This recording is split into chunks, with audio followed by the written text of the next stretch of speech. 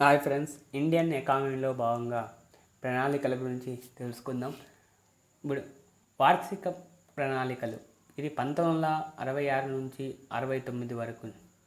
మూడవ ప్రణాళికలో ఆశించిన ఫలితాలు పొందలేకపోవడం వలన 1966-69 మధ్య కాలంలో పంచవర్ష ప్రణాళిక రూపొందించలేదు.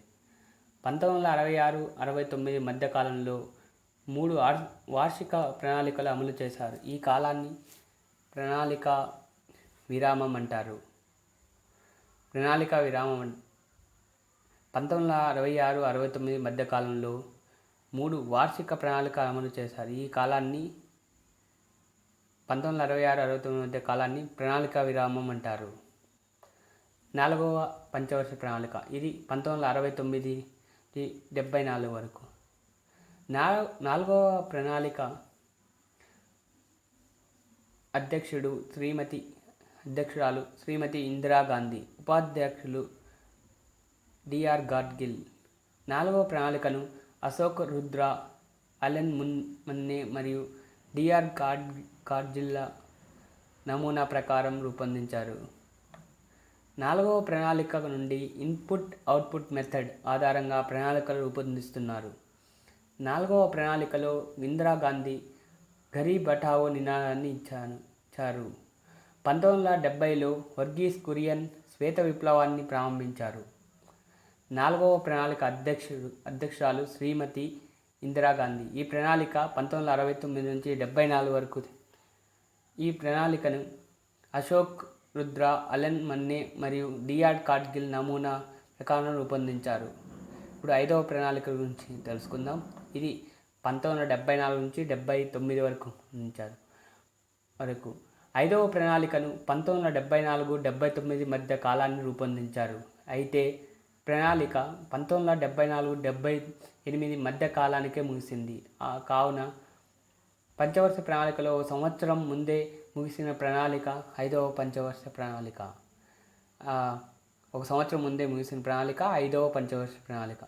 5వ ప్రణాళికకు అధ్యక్షులు శ్రీమతి ఇందిరాగాంధీ, ఉపాధ్యక్షులు పిఎన్ అక్సర్. 5వ ప్రణాళికను సి సుబ్రహ్మణ్యం మరియు డిపి ధర్ నమూనా ప్రకారం రూపొందించారు. ఇప్పుడు నిరంతర ప్రణాళికలు. ఈ నిరంతర ప్రణాళికలు 1878 నుంచి 80 వరకు. భారతదేశంలో నిరంతర ప్రణాళికను 1970 నుంచి 80 వరకు మధ్యకాలంలో డాక్టర్ లక్షవాలా అమలు చేశారు. నిరంతర ప్రణాళికలు అనే భావనను ఏషియన్ డ్రామా అనే పుస్తకంలో గునార్ మిర్దాల్ తెలియజేయడం జరిగింది. ఈ ప్రణాళిక కాలంలో అధిక ప్రాధాన్యత గ్రామీణ కుటీర పరిశ్రమలకు ఇచ్చారు. ఇప్పుడు 6వ పంచవర్ష ప్రణాళిక గురించి తెలుసుకుందాం. ఇది 1980-85 వరకు. 6వ పంచవర్ష ప్రణాళిక అధ్యక్షులు శ్రీమతి ఇందిరాగాంధీ, ఉపాధ్యక్షులు ఎన్డి తినాల్. 1980 నుంచి 80 వరకు. ఎస్బి చవన్ 1981 నుంచి 84 వరకు. 6వ ప్రణాళిక ప్రధాన లక్ష్యం శక్తి రంగం, పేదరిక, నిరుద్యోగ నిర్మూలన, స్వావలంబన. 1982లో శివరామన్ కమిటీ సిఫార్సుల మేరకు NABARD national bank for agriculture and rural development ఏర్పడింది. 1982లో డ్వాక్రా development for women and children in rural areas ప్రారంభమైంది. 7వ పంచవర్ష ప్రణాళిక గురించి తెలుసుకుందాం. 1986 నుంచి 90 వరకు. 7వ ప్రణాళిక అధ్యక్షుడు రాజీవ్ గాంధీ, ఉపాధ్యక్షుడు మన్మోహన్ సింగ్. 7వ ప్రణాళిక నమూనా వకీల్ బ్రహ్మానందం నమూనా. వీరి నమూనాని జీవనాధార వస్తువుల సిద్ధాంతం లేదా వేతనాధార వస్తువుల సిద్ధాంతం అని అంటారు. 7వ ప్రణాళిక ప్రధాన లక్ష్యం ఆధునీకరణ, పేదరిక, నిరుద్యోగ నిర్మూలన. ఇప్పుడు వార్షిక ప్రణాళికల గురించి 1990 నుంచి 92 వరకు.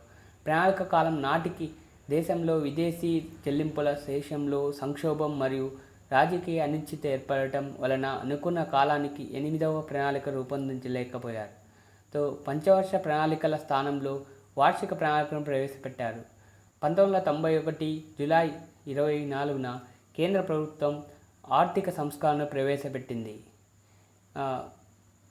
8వ పంచవర్ష ప్రణాళిక 1992 నుంచి 97 వరకు.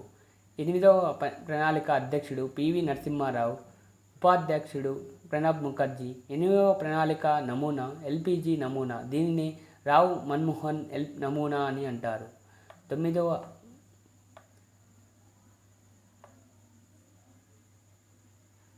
9వ పంచవర్ష ప్రణాళిక 1987 నుంచి 2002 వరకు. 9వ ప్రణాళిక రూపకర్త మధు దండావతే, ఉపాధ్యక్షుడు మధు దండావతే, అధ్యక్షుడు ప్రారంభంలో హెచ్డి దేవేగౌడ, మధ్యలో ఐకే గుజరాల్, చివరన ఏబి వాజ్పేయి. 9వ ప్రణాళిక ప్రధాన లక్ష్యం సమానత్వంతో కూడిన ఆర్థిక వృద్ధిని సాధించడం, సామాజిక న్యాయం. 10వ పంచవర్ష ప్రణాళిక ఇది 2002 నుంచి 2007 వరకు. ఈ ప్రణాళిక అధ్యక్షుడు ఏబి వాజ్పేయి 2002-2004, మన్మోహన్ సింగ్ 2004 నుంచి 2007 వరకు, ఉపాధ్యక్షుడు కేసి పంత్. 10వ ప్రణాళిక ప్రధాన లక్ష్యం సమీకృత గ్రామీణాభివృద్ధి, పేదరిక, నిరుద్యోగ నిర్మూలన మరియు వ్యవసాయం. 10వ ప్రణాళికలో జీడిపి వృద్ధి రేటు లక్ష్యం 8% కాగా వాస్తవ రేటు 7.8%. 10వ ప్రణాళికలోని ప్రధానమైన అంశాలు 2007 నాటికి అక్షరాస్యతలోను, వేతనాల్లోనూ స్త్రీ పురుషుల మధ్య గల అసమానతలను తొలగించాలి. 2008 నాటికి ప్రతి ఒక్కరూ స్కూల్లో రిజిస్టర్ అయ్యే విధంగా చూడాలి. 2001-2011 మధ్యకాలంలో జనాభా వృద్ధి రేటు 16.2% ఉండాలని నిర్ణయించారు. 2004లో కస్తూరిబా గాంధీ బాలికల విద్యాలయం ప్రారంభమైనది. 2005 డిసెంబర్ 16న భారత్ నిర్మాణ పథకం ప్రారంభమైనది. ఇప్పుడు 11వ ప్రణాళిక నుంచి తెలుసుకుందాం. ఇది 2007-2012. 11వ ప్రణాళిక అధ్యక్షుడు డాక్టర్ మన్మోహన్ సింగ్, ఉపాధ్యక్షుడు మాంటెక్ సింగ్ అహ్లూవాలియా. 11వ ప్రణాళిక ప్రధాన లక్ష్యం సమ్మిళిత వృద్ధి, సత్వర ఆర్థికాభివృద్ధి, ఫాస్ట్ అండ్ ఇంక్లూజన్ గ్రోత్. 12వ ప్రణాళిక పంచవర్ష ప్రణాళిక గురించి తెలుసుకుందాం. ఇది 2012 నుంచి 2017 వరకు. అధ్యక్షుడు మన్మోహన్ సింగ్, ఉపాధ్యక్షుడు మాంటెక్ సింగ్ అహ్లూవాలియా. నమూనా రావ్ మన్మోహన్ నమూనా. ప్రధాన లక్ష్యం వేగవంతమైన సమ్మిళిత సత్వర ఆర్థికాభివృద్ధి మరియు వ్యవసాయ రంగ అభివృద్ధి. వృద్ధి రేటు లక్ష్యం 8%. భారత ప్రణాళిక విజయాలు: జాతీయ తలసరి ఆదాయంలో పెరుగుదల, వ్యవసాయ, పారిశ్రామిక మరియు సేవా రంగాల్లో అభివృద్ధి, అవస్థాపన సౌకర్యాల అభివృద్ధి, ఎగుమతి దిగుమతుల్లో వైవిధ్యం సాధించడం, శాస్త్ర సాంకేతిక రంగాల్లో అభివృద్ధి, పొదుపు పెట్టుబడి రేట్లలో పెరుగుదల, దేశంలో అతిపెద్ద విద్యా వ్యవస్థ ఏర్పడడం.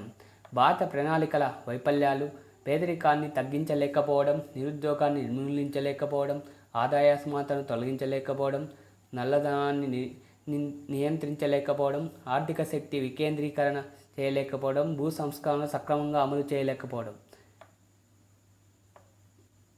నిర్దేశించిన లక్ష్యాల కంటే ఎక్కువ వృద్ధిని సాధించిన ప్రణాళికలు 1, 5, 6, 7, 8 ప్రణాళికలు. తక్కువ వృద్ధిని సాధించిన ప్రణాళికలు 2, 3, 4, 9, 10, 11. ఎక్కువ విజయవంతం అయిన ప్రణాళికలు 1, 8. ఇప్పటి వరకు అధిక వృద్ధి రేటు సాధించిన ప్రణాళిక 11వది. అతి తక్కువ వృద్ధి రేటును సాధించిన ప్రణాళిక 3వ ప్రణాళిక. ఇది ప్రణాళిక గురించి ముఖ్యమైన విషయాలు. నా వీడియో నచ్చినట్లయితే సబ్స్క్రైబ్ చేయండి, షేర్ చేయండి, లైక్